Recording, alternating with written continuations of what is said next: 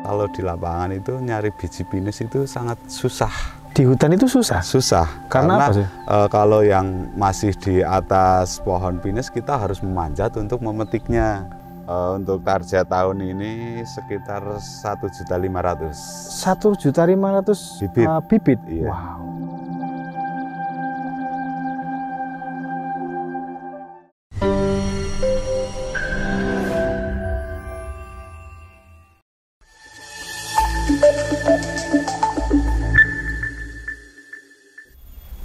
Oke, halo warga Tandeling, balik lagi bersama saya Rizky Pratama di channel Tandeling TV. Oke, karena saya bosan dengan membahas tanaman yang kecil-kecil, sayur, buah, dan lain sebagainya, saat ini saya akan bahas mengenai tanaman yang besar, yaitu pohon pinus. Dan saat ini kita ada di Karangkobar, di Banjarnegara, bersama Bapak Sodikin. Nah, nanti kita akan ditemani Bapak Sodikin berbincang-bincang mengenai pembibitan tanaman pinus yang ada di sini. Ini tuh banyak banget, itu tuh jumlahnya berapa sih, Pak? Untuk target tahun ini sekitar 1.500.000. 1.500.000 bibit. Iya. Wow, banyak sekali teman. Oke, nanti kita akan bahas mungkin sedikit tentang caranya, gimana sih caranya membibit pohon pinus, dan nanti kita akan coba cari potensinya dan juga hal menarik yang ada di pertanian pohon pinus ini, gitu ya Pak ya. Oke, Pak Sodikin ini adalah ownernya ya Pak ya, yang punya pembibitan ini. Betul. Oke, boleh kenalan dulu mungkin Pak? Nama saya Pak Sodikin dari Banjarnegara, Kecamatan Karangkobar, Desa Karanggondang. Di Banjarnegara itu kan biasanya terkenalnya itu di sayuran tuh Pak. Iya. Nah, itu kenapa Bapak milih ke pohon sih? Kenapa saya milih usaha di bidang pembibitan pinus? Karena di samping manfaatnya luar biasa untuk kelak anak cucu kita, untuk usaha pinus khususnya wilayah Banjarnegara dan sekitarnya itu jarang yang bikin. Makanya saya punya inisiatif untuk bikin bibit pinus. Ya memang jarang sih Pak ya, di beberapa daerah itu memang Iya, jarang. Cuman dulu inisiatifnya itu dapat dari mana Pak? Dulu pengalaman pertama itu kenal sama orang perhutani. Di situ akhirnya saya punya pikiran bagaimana supaya bisa bikin bibit pinus. Di samping ode sama orang perhutani, saya juga punya niat untuk bikin bibit pinus sendiri. Terus akhirnya sekarang Bapak berdiri sendiri, iya, bikin pembibitan sendiri.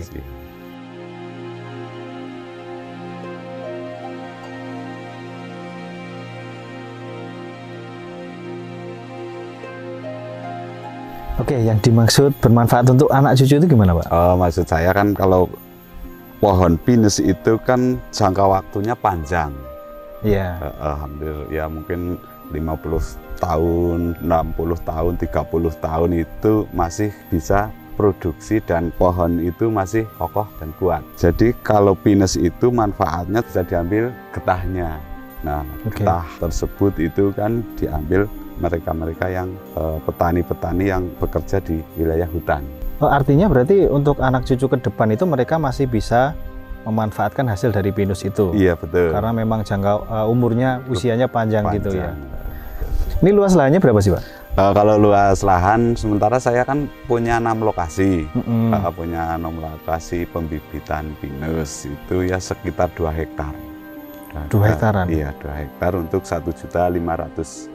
Itu aja kalau pas lagi rame kurang. Biasanya itu berapa sih?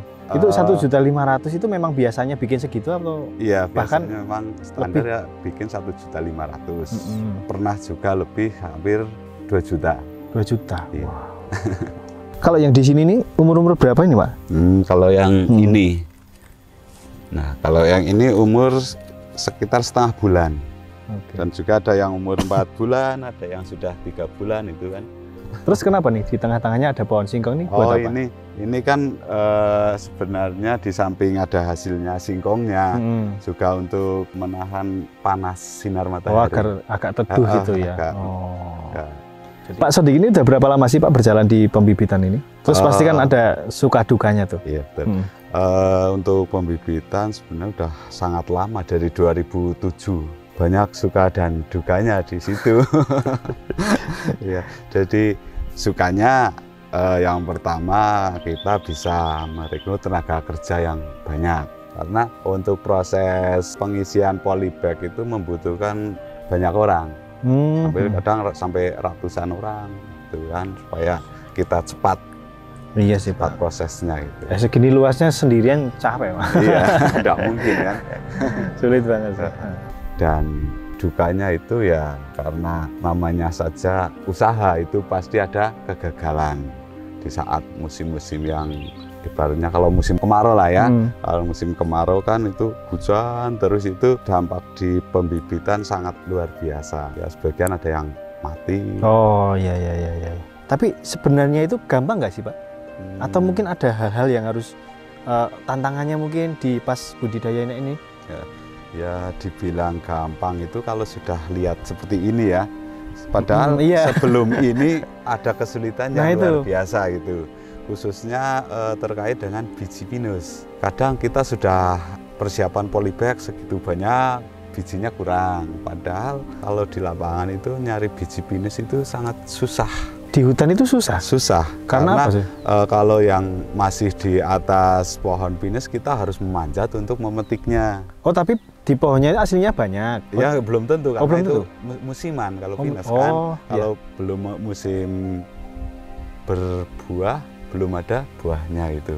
Oh iya. Terus kalau bunga pinus yang sudah jatuh ke tanah itu belum tentu ada bijinya gitu. Makanya kita ngambilnya yang masih di atas. Potensinya banyak, bijinya masih banyak. Bijinya masih utuh di dalam gitu. Terus yang kedua terkait dengan cuaca itu sangat-sangat mengaruh. Khususnya kalau musim kemarau kita kesulitan pada pengairan. Musim penghujan terlalu banyak hujan juga di bibit kurang bagus. Banyak yang mati juga. Oke, mungkin masalah kesulitan yang utama paling di bijinya ya Pak, karena biji kan yang cikal bakalnya gitu. Kalau nggak ada ya nggak bisa nanam kan. Iya, kadang kita sudah persiapan polybag begitu banyak, bijinya nggak ada, kurang ada gitu kan. Berapa orang sih Pak yang kerja di sini? Kalau untuk tenaga pokok itu 10 orang. Oh, yang pokok 10 orang. Kok tadi sampai 100? Itu kan untuk ini pengisian polybag. Oh cuman pengisi, tapi yang pokoknya itu, 10 orang. Kalau pengisian polybag sistemnya itu kan gorongan. Oh gitu. Iya, kalau yang tenaga rutin itu harian. Kan ya mungkin bulanan lah, tiap hari berangkat sih. Iya. Itu ada 10 orang yang rutin. Oke.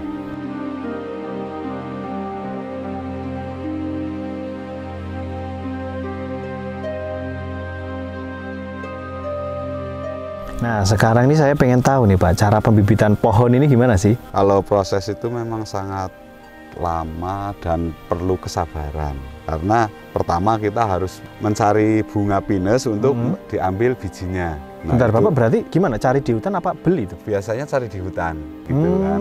Di situ ada bunganya, lalu kita ambil, kita diperlakukan di rumah, jemur dulu. Setelah kering kan itu keluar bijinya.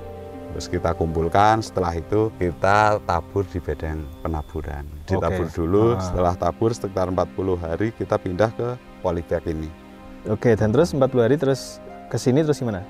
Setelah pindah ke sini lah itu baru kita rawat sampai 1 tahun baru siap tanam. 1 tahun itu Pak? 1 tahun. Ini tadi umur di ini berapa? Setengah bulan. Iya, setengah bulan baru sekecil ini. Nanti kita bisa lihat umur yang 4 bulan. Oke, nanti kita tampilkan yang 4 bulan ya. Iya. Oke, itu 1 tahun ya. Berarti kenapa harus 1 tahun sih? Karena memang pinus itu ada istilahnya siap tanamnya. Segini ini belum siap? Belum siap. Kalau di pinus itu kebanyakan orang itu bilang itu setelah tumbuh ekor bajing. Nah itu yang namanya pinus sudah siap tanam.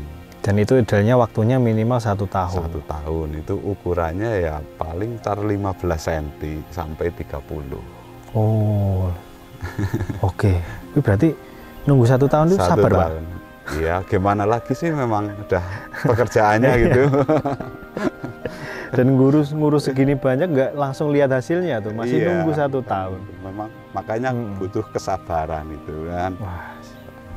Nah terus selama 1 tahun itu, kalau sayur kan biasanya dikasih pupuk, dikasih vitamin atau apalah. Ini pohon ini Pak, ini Diapain tuh setahun tuh? Sama aja. Ini kan prosesnya memang lama. Itu memang kalau yang namanya tanaman kan butuh nutrisi lah ya, butuh gizi gitu juga kan. Ya tetap kita pengocoran sama pupuk kandang. Pakai pupuk kandang itu kita rendam lalu kita kocorkan. Perlu pengobatan juga sih. Kadang kan ada hama-hama kayak belalang dan sebagainya itu kan memang ya mungkin ada yang mengganggu gitu. Kita semprot gitu. Berarti ya sama aja ya Pak? Sama aja. Ya cuman bedanya di lama dan juga betul. ini bisa besar gitu kan. Oke.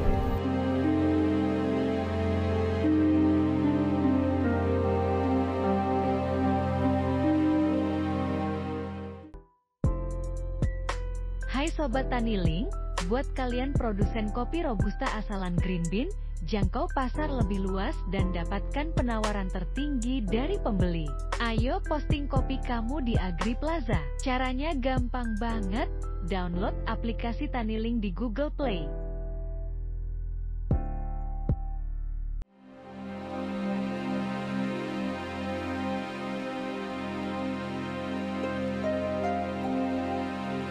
Terus kalau udah setahun tuh siap dijual kan?